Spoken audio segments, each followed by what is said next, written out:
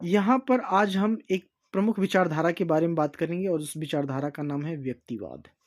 आपको पता होगा कि बहुत सारी विचारधारा होती है, व्यक्तिवाद, उदारवाद, समाजवाद, मार्क्सवाद, अराजकतावाद, साम्राज्यवाद, नारीवाद, बहुत सारी विचारधारा हैं। लेकिन आज हम बात करेंगे व्यक्तिवाद विचारधारा के बारे में। और व्यक्तिवादी विचारधारा से बहुत सारे क्वेश्चन टीजीटी पीजीटी के एग्जाम में पूछे जाते हैं। तो आइए बिना समय गंवाते हम आज की चर्चा स्टार्ट करते हैं। क्वेश्चन नंबर 1 कह रहा है व्यक्तिवाद से, व्यक्तिवाद व समाजवाद में किस प्रकार का संबंध है? तो मित्रों, ये दोनों विचारधाराएं जो हैं, व्यक्तिवाद और समाजवाद, एक दूसरे की विरोधी विचारधारा है। यहाँ इसके डिफिनेशन में बताया गया है कि समाजवाद व व्यक्तिवाद परस्पर विरोधी विचारधाराएं हैं।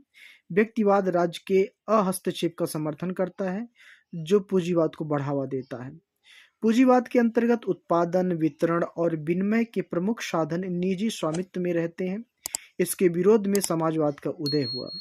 समाजवाद के अनुसार समाज के उत्पादन, वितरण और विनिमय के प्रमुख साधनों पर सार्वजनिक स्वामित्व और नियंत्रण स्थापित होना चाहिए। तो हमने ये जाना कि जो व्यक्तिवाद है और समाजवाद है, वो एक दूसरे के विपरीत की विचारधाराएं हैं। नेक्स्ट क्वेश्चन पे चलते हैं। नेक्स्ट क्वेश्चन कह रहा है, इनमें से किस विचार को प्रायः व्यक्तिवादी विचारक अपने अनुकूल पाते हैं? तो मित्रों, ये जो ऑप्शन नंबर 3 है, यानी कि तीसरा नंबर ऑप्शन, डार्विन का अनुकूलतम की अतिजीविता का जो सिद्धांत है, उसको व्यक्तिवादी अपने अनुकूल पाते हैं। और इसमें होता क्या है हम देखते हैं। तो यहाँ पर देखिए लिखा है कि व्यक्तिवादी विचारक डार्विन के अनुकूलतम की अतजीविका का सिद्धांत को अपनी विचारधारा के अनुकूल पाते हैं। व्यक्तिवादी विचारधारा के अनुसार व्यक्ति अपने हितों का सर्वोच्च निर्णायक है और उसकी सिद्धि करते समय वो दूसरों के हित साधने में योग देता है। अतः राज्य का अन्य कोष अथवा संस्था भी व्यक्ति के लिए है, व्यक्ति स्वयं राज्य या अन्य किसी संस्था के लिए नहीं। प्रमुख व्यक्तिवादी विचारक जो है हर्बर्ट स्पेंसर ने समाजवाद की संकल्पना जीवित प्राणी के रूप में की है। इसमें विकास की प्रवृत्ति पाई जाती है। बढ़ते नेक्स्ट क्वेश्चन पर। अब यहाँ पर क्वेश्चन नंबर 3 कह रहा है, राज्य एक आवश्यक बुराई है। ये कथन किस विचारधारा से संबंधित है? तो ये बहुत कॉमन सी बात है, क्योंकि हम व्यक्तिवाद के बारे में पढ़ रहे हैं। तो ऑप्शन में व्यक्तिवाद अगर जो है तो क्वेश्चन नंबर व्यक्तिवाद ही सही होगा।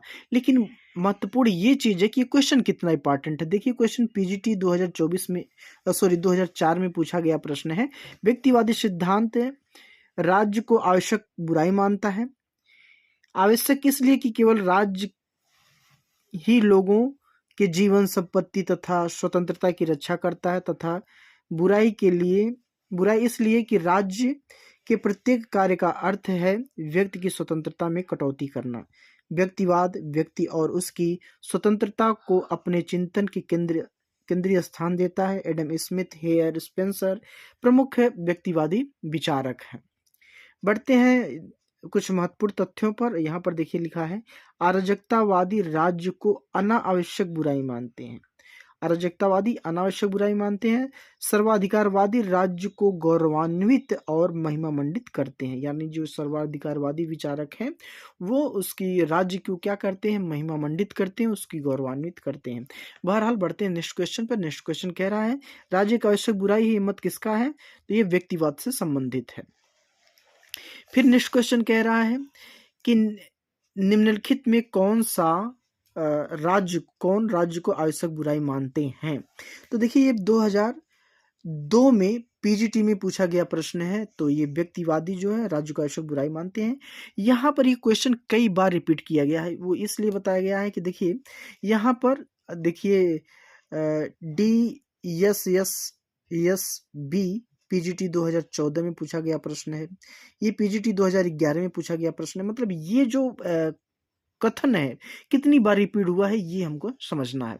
नेक्स्ट क्वेश्चन कह रहा है, व्यक्तिवादी विचारक राज्य को आवश्यक बुराई मानते हैं और अराजकतावादी विचारक राज्य को अनावश्यक बुराई मानते हैं। ये कथन है तो पूर्णतः ये सत्य है, प्रमुखतः सत्य है। क्योंकि अभी हमने पढ़ा कि जो व्यक्तिवादी हैं वो व्यक्तिवादी राज्य को अनिवार्य बुराई मानते हैं और अराजकतावादी इसको अनावश्यक बुराई मानते हैं। आशा करता हूं कि आपको वीडियो पसंद आ रहा होगा। वीडियो पसंद आया हो तो चैनल को सब्सक्राइब जरूर करिएगा और बेल आइकन भी क्लिक करिएगा ताकि हमारी हर आने वाली वीडियो पहुंचे सबसे पहले आप तक। बढ़ते हैं अगले क्वेश्चन पर। आते हैं क्वेश्चन नंबर 8 पर और कह रहा है क्वेश्चन नंबर 8, कौन सा राजनीतिक सिद्धांत राज्य को आवश्यक बुराई मानता है? तो देखिए एक बार फिर से वही क्वेश्चन रिपीट किया गया है। यूपीजीआईसी प्रवक्ता 2012 में पूछा गया प्रश्न है। अगला क्वेश्चन है, निम्न में से कौन सा व्यक्तिवादी समर्थक नहीं है? मित्रों कह रहा है नहीं है, तो जो GDH कोल है वो व्यक्तिवादी समर्थक नहीं है। बल्कि आइए हम जानते हैं कि प्रश्न के अनुसार कि व्यक्तिवादी समर्थक कौन कौन से हैं। तो Locke, Bentham, Adam Smith, Spencer, Graham Wallas, FA Hayek, Isaiah Berlin, Robert Nozick, Friedman, Norman Angell, Miss Follett, ये सभी व्यक्तिवादी विचारक हैं। जबकि हम इस प्रश्न के अनुसार की बात करें तो प्रश्न में जो कोल है, कोल एक समाजवादी विचारक है, वो भी श्रेणी समाजवादी विचारक कोल को माना जाता है। और इनके अलावा AJ पेटी, AR ऑरेंज, SG हॉब्सन, ये सभी लोग भी समाजवादी विचारक हैं। बढ़ते हैं नेक्स्ट क्वेश्चन पर। श्रेणी समाजवादी विचारक और वैज्ञानिक समाजवादी विचारक की अवधारणा किसने प्रस्तुत की? तो मित्रों ये वैज्ञानिक व्यक्तिवाद की। तो वैज्ञानिक व्यक्तिवाद में नाम आता है स्पेंसर का और ये प्रश्न PGT 2014 में पूछा गया प्रश्न है। आइए इसकी व्याख्या हम समझते हैं। स्पेंसर 1820 से 1930 तक 19वीं शताब्दी के ब्रिटिश दार्शनिक और सामाजिक सिद्धांतकार था। इनके मनोवैज्ञानिक आधार पर व्यक्तिवाद को स्थापित किया। स्पेंसर के चिंतन को सामाजिक डार्विनवाद की मुख्य अभिव्यक्ति माना जाता है। इनके प्रकृति वैज्ञानिकों के नियमों को सामाजिक वैज्ञानिक क्षेत्र में लागू किया जाता है। इनके प्राकृतिक चयन के नियमों को सामाजिक प्रगति की प्रक्रिया को लागू करते हुए तर्क दिया गया कि कम योग्य व्यक्तियों को अधिक योग्य व्यक्तियों के हित में बलिदान कर देना चाहिए। राज्य को अयोग्य व्यक्तियों को संरक्षण देने की आवश्यकता नहीं है। तो ये इनका सिद्धांत था। तो ये वैज्ञानिक व्यक्तिवादी हैं। और कुछ महत्वपूर्ण तथ्यों पर बढ़ते हैं।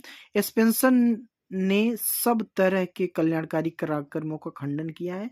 यानी कि वो कहते हैं कि जो राज्य द्वारा जो कल्याणकारी योजनाएं चलाई जाती हैं वो ठीक नहीं है। इनके मतानुसार मताधिकार के विस्तार का विरोध किया।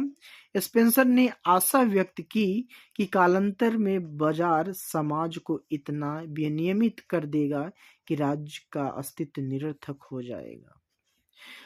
अगली महत्वपूर्ण तथ्य की बात करें तो इनकी यह कृति है social status principle of sociology and man wares state. बढ़ते नेक्स्ट क्वेश्चन पर। नेक्स्ट क्वेश्चन ये PGT 2002 में पूछा गया प्रश्न है।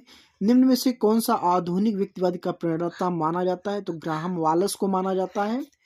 नेक्स्ट क्वेश्चन की हम बात करें। नेक्स्ट क्वेश्चन कह रहा है राजनीतिक सिद्धांत जो नागरिकों के व्यक्तिगत जीवन में न्यूनतम हस्तक्षेप करता है तो उसको व्यक्तिवादी विचारधारा कहते हैं।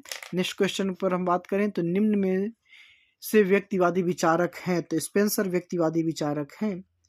तो मित्रों ये था आज का वीडियो जिसमें हमने 13 क्वेश्चन को जाना। और वीडियो अच्छा लगा हो तो आप कमेंट के माध्यम से बताइएगा कि आपको व्यक्तिवादी विचारधारा से बनने वाले जितने भी प्रश्न हैं उन पे आपको वीडियो चाहिए या नहीं चाहिए। मिलते हैं अगले वीडियो में, तब तक ले जय हिंद, वंदे मातरम।